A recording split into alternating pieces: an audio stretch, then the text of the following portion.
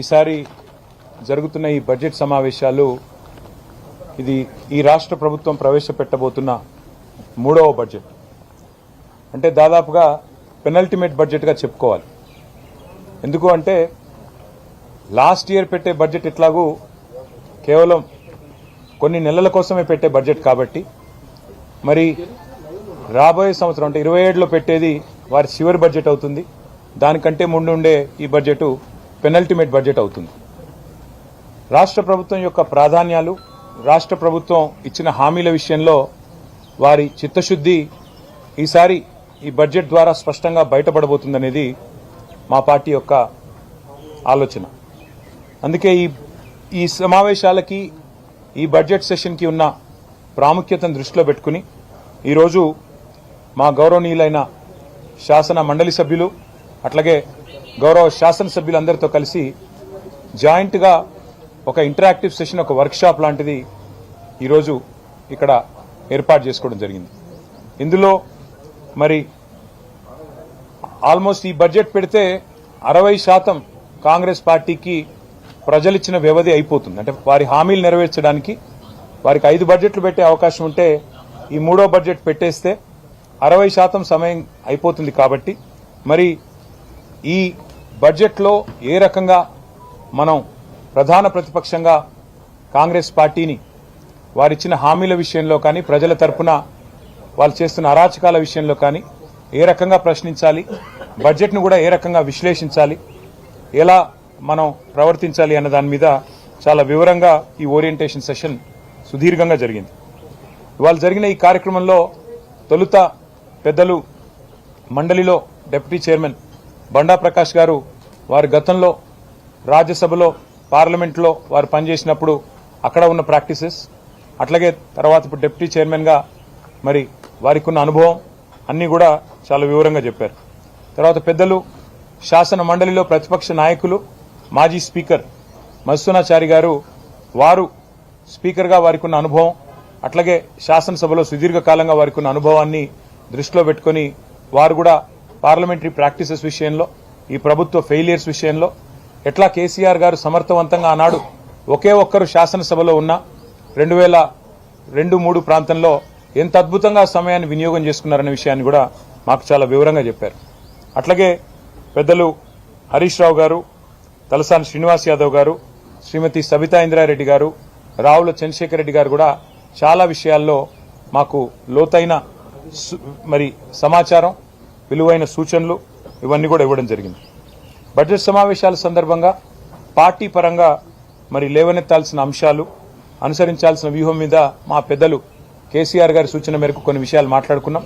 తదుపరి మళ్ళీ కూడా ఈ విషయంలో ప్రత్యేకంగా సమావేశం కూడా ఉంటుంది. ప్రొఫెసర్ నాగేశ్వర్ గారు కూడా మాజీ శాసన మండలి సభ్యులు, అందరికీ పరిచయమైన నాగేశ్వర్ గారు సుపరిచితులు. ప్రత్యేకంగా బడ్జెట్లోని మరి ప్రాధాన్యత అంశాలు, ఏ రకంగా బడ్జెట్ను విశ్లేషించాలి, ఏ రకంగా అర్థం చేసుకోవాలి, ప్రభుత్వం చేసే అంకెల గ్యారెడీని ఏ రకంగా మనం దాన్ని లోతుగా అధ్యయనం చేయాలనే విషయంలో చాలా విలువైన సూచనలు వారు కూడా ఇవ్వడం జరిగింది.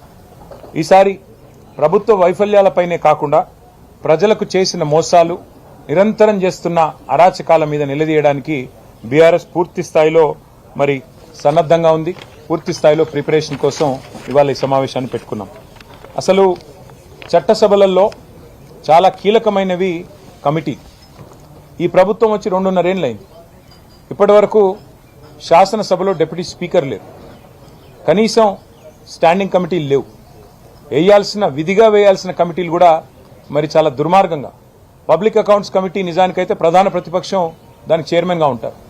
మా పార్టీ తరఫున పెద్దలు కేసీఆర్ గారు హరీష్ రావు గారి పేరును ప్రతిపాదిస్తే పీఏసీ చైర్మన్గా, ఆ రోజు స్పీకర్ గారు ముఖ్యమంత్రి గారి కనుసన్నల్లో మా పార్టీ నుంచి డిఫెక్ట్ అయిన, మా పార్టీ నుంచి పార్టీ మారిన, కాంగ్రెస్లో చేరిన శేర్లింగంపల్లి ఎమ్మెల్యే గారికి అవకాశం ఇచ్చి ఇవాళ ప్రజాస్వామిక విలువలను కూడా తుంగలో దొప్పారు, రాజ్యాంగ స్ఫూర్తిని కూడా మంటగలిపారు. ఒక్కటంటే ఒక్క సెలెక్ట్ కమిటీ లేదు, స్టాండింగ్ కమిటీ లేదు, అసెంబ్లీ నడపాలన్న ఇష్టం కూడా వాళ్ళకి లేదు నిజానికి. కానీ ఏదో నడపక తప్పని పరిస్థితుల్లో అనివార్యంగా బడ్జెట్ పాస్ చేసుకోవాలి, లేకపోతే మరి ₹1 కూడా ఖర్చు చేసే అవకాశం ఉండదు. కాబట్టి ఇవాళ ఏదో తూతూ మంత్రంగా అసెంబ్లీ నడిపే ప్రయత్నం రాష్ట్ర ప్రభుత్వం చేస్తూ ఉంది. కాంగ్రెస్ ప్రభుత్వం ఇవాళ బయట పేదవాళ్ల ఇళ్ల మీద బుల్డోజర్ ప్రయోగిస్తున్న విషయం మీ అందరికీ తెలుసు. అది ఖమ్మం అయితేనేమి, మహబూబ్ నగర్ అయితేనేమి, ఇవాళ చేవెళ్ల అయితేనేమి, ఎక్కడైతేనేమి, రాష్ట్రంలో హైదరాబాద్ అయితేనేమి, ఎక్కడికక్కడ బుల్డోజర్ విధానాన్ని తెచ్చారు. శాసనసభలో కూడా అదే బుల్డోజింగ్ టాక్టిక్తో పోదామని చూస్తూ ఉన్నారు. మందబలంతో మా గొంతు నొక్కే ప్రయత్నం చేస్తూ ఉన్నారు. కేవలం అబద్దాలు, అసత్యాలు, అర్ధసత్యాలు, పచ్చి అభూత కల్పనలతో టైంపాస్గా కాలక్షేపంగా శాసనసభ సమావేశాలను, శాసన మండలి సమావేశాలను మార్చే ప్రయత్నం చేస్తూ ఉన్నారు. ప్రజలకిచ్చిన హామీల విషయంలో, 6 గ్యారంటీల విషయంలో వారి నాయకుడు రాహుల్ గాంధీ గారు మాటిచ్చారు. మొట్టమొదటి కేబినెట్ సమావేశంలోనే ప్రభుత్వం ఏర్పడ్డ తర్వాత మేము 6 గ్యారంటీలకు చట్టబద్ధత కల్పిస్తాము, వెంటనే చేస్తామన్నారు. మరి 2.5 ఏళ్లు కావస్తా ఉంది.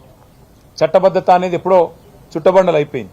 అందుకే మేము పార్టీగా నిర్ణయం తీసుకున్నాం.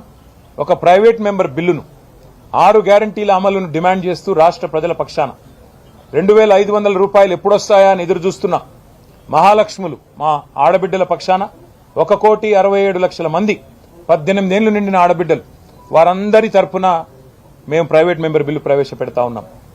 4,000 పెన్షన్ ఎప్పుడొస్తుందా అని ఎదురు చూస్తున్న 46 లక్షల మంది వృద్ధులు, వితంతువులు, నేతన్నలు, గీతన్నలు వారందరి తరఫున, బీడీ కార్మికులు, ఒంటరి మహిళలు వారందరి తరఫున 46 లక్షల మంది తరఫున ఈ ప్రైవేట్ మెంబర్ బిల్లు పెడుతున్నాం. తప్పకుండా ప్రభుత్వం మద్దతు ఇవ్వాలని చెప్పి డిమాండ్ చేస్తా ఉన్నాం. అట్లాగే వారు చెప్పారు దివ్యాంగుల విషయంలో 6,000 పెన్షన్ ఇస్తామని చెప్పారు. మరి లక్షలాది మంది దివ్యాంగులు, రాష్ట్ర వ్యాప్తంగా ఉన్న లక్షలాది మంది దివ్యాంగుల తరఫున మరి ఈ ప్రైవేట్ మెంబర్ బిల్లు పెడతా ఉన్నాం. 6 గ్యారంటీలకు చట్టబద్ధత కల్పించాలని అసెంబ్లీలో మరి ప్రజలకిచ్చిన వాగ్దానాలను గాలి కొదిలేసి గాలి మాటలు, కాలక్షేపం కబుర్లతో కాలక్షేపం చేయాలనుకుంటున్న ప్రభుత్వాన్ని నిలదీయడానికే ఇవాళ బీఆర్ఎస్ సైన్యం ఈ ఓరియంటేషన్ సెషన్ పెట్టుకున్నది. రాహుల్ గాంధీ గారి కుటుంబానికి, గాంధీ పరివార్కి 1000 కోట్లు పంపుతానని చెప్పిన ముఖ్యమంత్రి గారు కొత్తగా రాహుల్ బంధు పథకం పెట్టినట్టున్నారు. రైతు బంధు మార్చి 10కి కూడా దిక్కులేదు. ముచ్చటగా మూడోసారి రేవంత్ రెడ్డి గారి ప్రభుత్వం వచ్చినాక రైతు బంధు ఎగ్గొట్టే ప్రయత్నం చేస్తా ఉన్నాడు. గతంలో 2 సార్లు ఎగ్గొట్టాడు. ఇప్పుడు ముచ్చటగా మూడోసారి కూడా ఎగ్గొడతా ఉన్నాడు. అందుకే రాష్ట్రంలోని 70 లక్షల మంది రైతుల తరపున 6 గ్యారంటీలకు చట్టబద్ధత కల్పిస్తే 15,000 వేస్తానన్న మాట నిజమైతది. కాబట్టే ఈ ప్రైవేట్ మెంబర్ బిల్లు ప్రవేశపెట్టబోతా ఉన్నాం. అట్లాగే 10 ఏళ్లలో ఆర్థిక వృద్ధిలో మెరుపు వేగంతో దూసుకొని పోయిన తెలంగాణను తిరోగమన విధానాలతో ఈ ప్రభుత్వం ఇవాళ దారుణంగా దెబ్బతీస్తా ఉన్నది. వీళ్ళు మోసం చేయని వర్గం లేదు, కుప్పకూల్చని రంగం లేదు. 1 కోటి మంది మహిళల్ని కోటీశ్వర్లు చేస్తామని చెప్పి డైలాగులు తప్పకుండా అడుగుతాం ముఖ్యమంత్రి గారిని, ప్రభుత్వాన్ని. ఎంతమంది మహిళలు కోటీశ్వర్లు అయినారు, ఎంతమంది లక్షాధికారులు అయినారు మీ ప్రభుత్వం వచ్చాక చెప్పమని అడుగుతాం. మరి ఆ తల్లులందరికీ ఎందుకు మహాలక్ష్మి అమలు చేయట్లేదు నిలదీస్తామని చెప్పి కూడా ఈ సమావేశాల సందర్భంగా మాట్లాడుకున్నాం. అట్లాగే రైతులందరూ బోనస్ ఎప్పుడొస్తుంది, యూరియా బస్తాలు కనీసం దొరుకుతలేవనే బాధలో ఉన్నారు. అనుముల వారు ఎరువులు కూడా ఇచ్చే పరిస్థితి లేదు. వాళ్ళ తరపున కూడా, రైతుల తరపున కూడా తప్పకుండా ఈ ప్రభుత్వాన్ని నిలదీస్తాం. ఇక కరెంటు కష్టాలు మళ్లీ మొదలైనాయి. పంటలు ఎండిపోతా ఉన్నాయని చెప్పి రైతులు అధికారుల కాళ్ల వేళ్ల పడతా ఉన్నారు. తప్పకుండా ఎండుతున్న పంటలు, కరెంటు కోతల మీద కూడా ఈ ప్రభుత్వాన్ని తప్పకుండా నిలదీస్తాం. ఇండ్ల కూల్చివేతల మధ్యన జరుగుతున్న ఈ బడ్జెట్ సమావేశాలు తప్పకుండా వాటి విషయంలో కూడా ఈ ప్రభుత్వాన్ని ఆ పేదల పక్షాన వారి వేదనలన్నీ విన్నవారుగా, వారికి అండగా నిలబడ్డవారుగా తప్పకుండా ఖమ్మంలోని వెలుగుమట్ల బాధితుల తరపున, మూసీ బుల్డోజర్ల కడ్డంగా నిలుస్తున్న మా రాజేంద్రనగర్ పరివాహక, మూసీ పరివాహక ప్రాంతంలోని పేదల తరపున, రాష్ట్ర వ్యాప్తంగా మరి ఈరోజు ఈ ప్రభుత్వ జులుం వల్ల మన భూములు కోల్పోతున్న, అసైన్మెంట్ భూములు కోల్పోతున్న పేద దళితులు, పేద గిరిజనుల తరపున ఈ శాసనసభ సమావేశాల్లో తప్పకుండా నిలదీస్తాం. అట్లాగే నిరుద్యోగులు 2 లక్షల ఉద్యోగాలు ఎదురు చూస్తా ఉన్నారు. ఈ ప్రభుత్వం వచ్చిన తర్వాత మొదటి సంవత్సరంలోనే 2 లక్షల ఉద్యోగాలు ఇస్తామన్న రాహుల్ గాంధీ గారి హామీ ఏమైంది, జాబ్ క్యాలెండర్ ఏమైంది, ఇవన్నీ కూడా తప్పకుండా ప్రభుత్వాన్ని, తెలంగాణ యువత తరపున నిలదీస్తాం.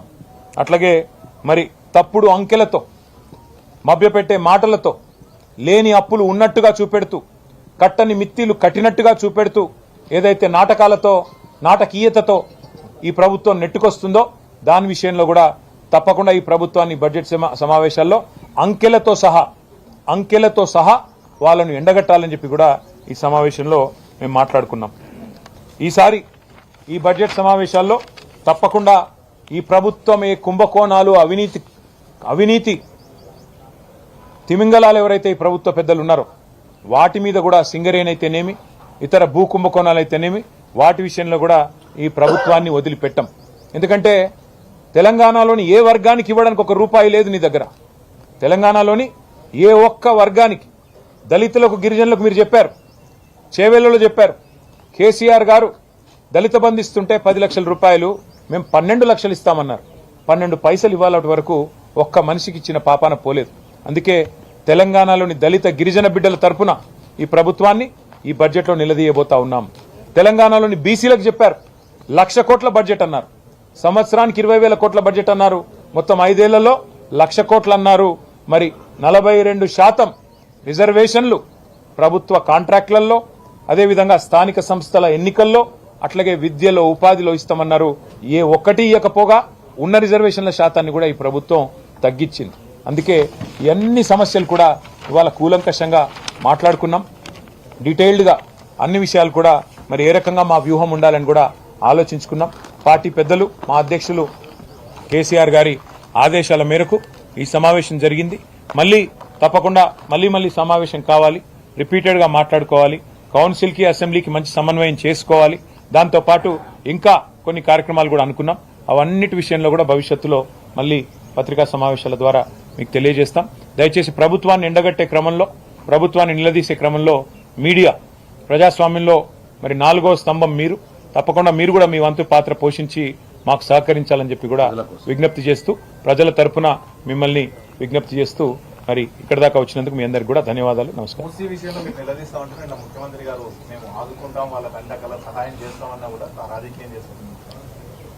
మీరు ఒకటి గుర్తుపెట్టుకోండి బ్రదర్, ఇవాళ ప్రజలు ఒకటే ప్రశ్న అడుగుతున్నారు.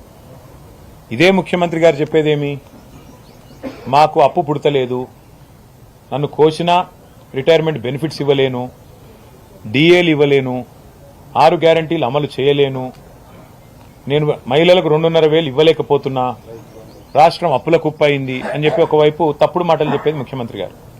ఇవాళ తెలుగులో సామెత ఉంది, మింగ మెతుకులేదు కానీ మీసాలకు సంపెంగ నూనె.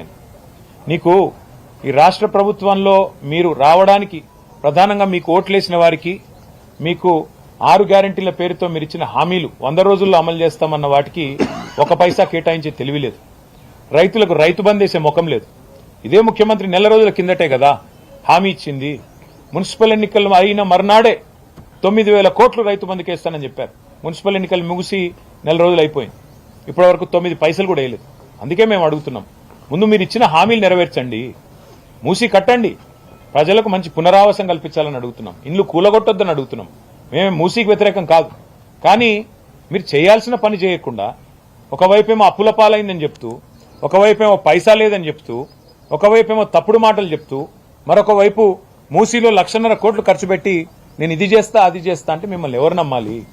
మీరు చేసేది మూసీలో ప్రక్షాళన కాదు, మూసీలో మూటల వేట, ఢిల్లీకి డబ్బులు పంపడానికి మూటల వేట, మూసీ బ్యూటిఫికేషన్ పేరిట లూటిఫికేషన్ ఏదైతే చేస్తున్నారో దానికి మేము వ్యతిరేకం.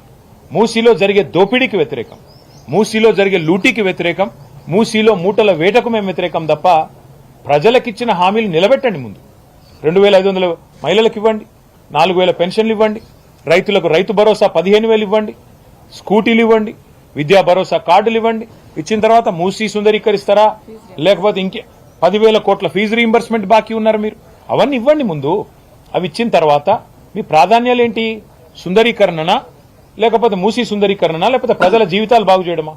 అందుకే మొన్న కూడా మేము రాజేంద్ర నగర్ లో చెప్పింది కూడా ఒకటే, మీరు పేదల ఇల్లు కూలగొట్టకుండా, పేదల కొంప కొల్లేరు చేయకుండా, మేము నాగోల్లో ఒక 5 కిలోమీటర్లు చేసి చూపెట్టిన విధంగా ఎవరికి ఇబ్బంది కాకుండా సుందరీకరణ చేయండి, మాకు అభ్యంతరం లేదని చెప్పాం. దాంతో పాటు 6 గ్యారెంటీలు కూడా అమలు చేయాలనేది మా డిమాండ్.